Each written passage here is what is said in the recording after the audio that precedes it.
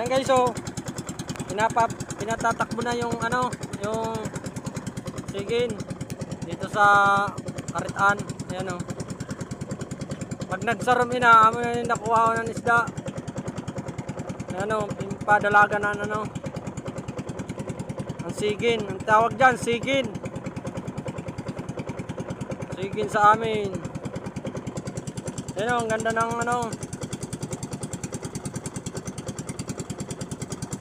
bukang liwayway na tinatawag na lumalabas pa lang ang umaga.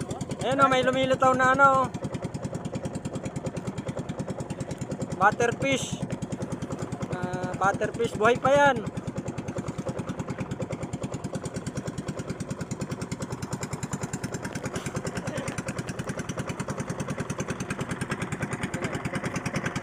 Yan. Yan, tinatawag na punuhan. Nagkukunan namin ito ng isda araw-araw. Minsan hindi naman araw-araw. Pag nahina, hinang-hina talaga, hindi na kami 2 araw may pinagkukunan ng isda. 2 araw bago naman kayo makakuha. Pinapalipasan ng 1 araw.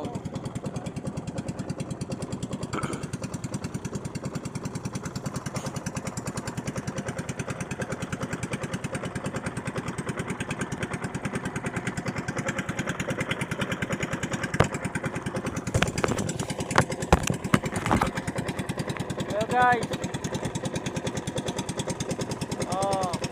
good morning para sa lahat.